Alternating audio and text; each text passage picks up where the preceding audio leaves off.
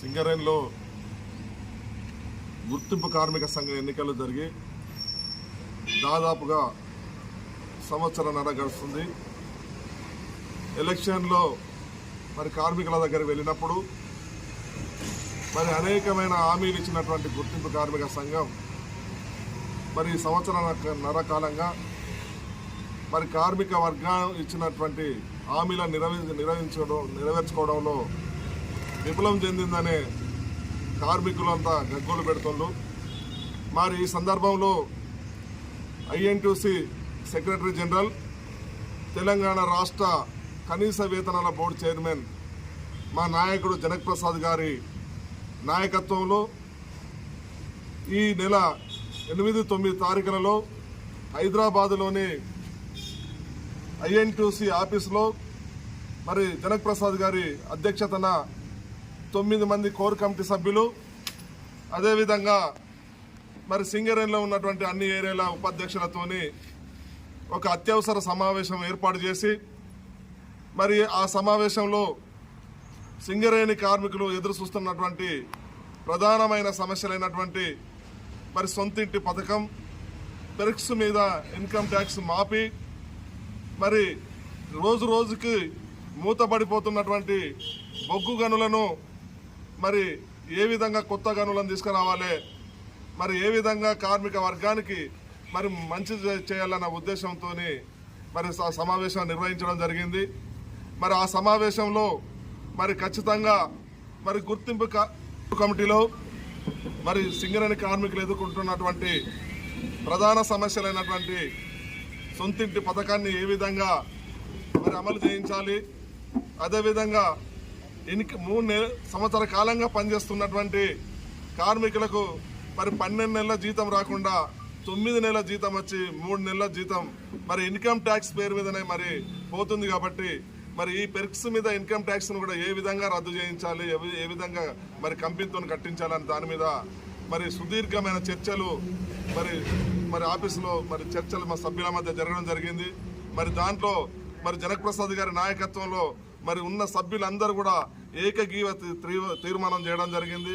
మరి గుర్తింపు కార్మిక సంఘం పట్టించుకోకపోయినా కూడా, గుర్తింపు కార్మిక సంఘం పైరవీలకే పరిమితమై మరి కార్మిక వర్గ ప్రయోజనాలు కాపాడకపోయినా కూడా మరి బాధ్యత గల ప్రాతినిధ్య సంఘంగా ఏదైతే తెలంగాణ రాష్ట్రంలో మరి ప్రాతినిధ్యం బాధ్యత వహిస్తున్న ఒక కనీస వేతనాల బోర్డు చైర్మన్గా, కార్మిక వర్గ ప్రయోజనాలు కాపాడే నాయకునిగా ఖచ్చితంగా మీరు కంపెనీకి కానీ లేకపోతే గవర్నమెంట్ కానీ రిప్రజెంట్ చేసి మరి ఐఎన్టీయూసీ ద్వారా 8-9 తేదీలలో మా సెక్రటరీ జనరల్ జనక్ ప్రసాద్ నాయకత్వంలో, minimum wages board committee chairman గారి నాయకత్వంలో సింగరేణి వ్యాప్తంగా అన్ని ఏరియాల వైస్ ప్రెసిడెంట్లను, కోర్ కమిటీ సభ్యులను పిలిచి సింగరేణి వ్యాప్తంగా ఐఎన్టీయూసీ భవిష్యత్తు కార్యక్రమంలో మనం మాట్లాడడం జరిగింది.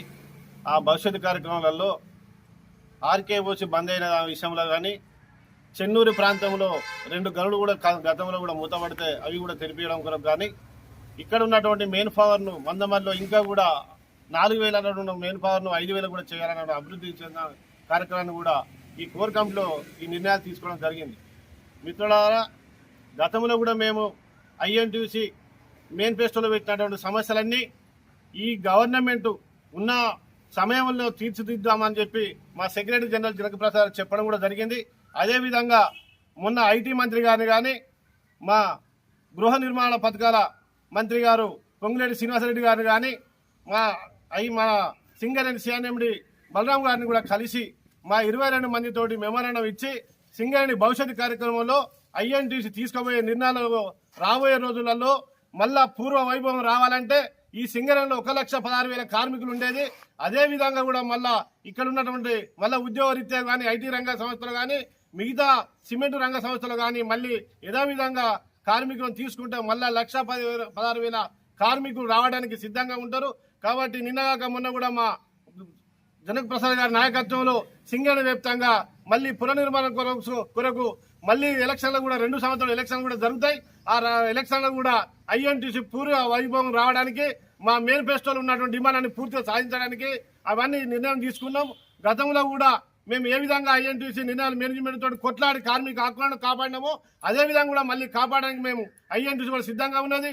ఏఐటీసీ వాళ్ళు కొంచెం మిత్రులు ఏమంటానంటే ఐఎన్టీసీ కాంగ్రెస్ ప్రభుత్వాన్ని జోక్యం చేసుకుంటా అని చెప్తాను. కాబట్టి గతంలో మా ఎమ్మెల్యేతో అంటగాగి కాంగ్రెస్ ప్రభుత్వం వంటగాగి ఎమ్మెల్యేతో దోస్తానం చేసి మా ఎమ్మెల్యేతో కొంత లబ్ధి పొంది ఇక్కడ ఏఐటీసీ కానీ సింగల్ వ్యాప్తంగా ఏఐటీసీ గెలిచి మా కార్మికులు ఐఎన్టీసీని నానా ఇబ్బందులు పెడుతుంది. యజమాన్యంతో సంకలనం చేరి కార్మిక పక్షాన యజమాన్యాన్ని పక్షాన కార్మికులు ఇబ్బంది పెడతాయన్న చరిత్ర కార్మికులు ఆలోచిస్తారు.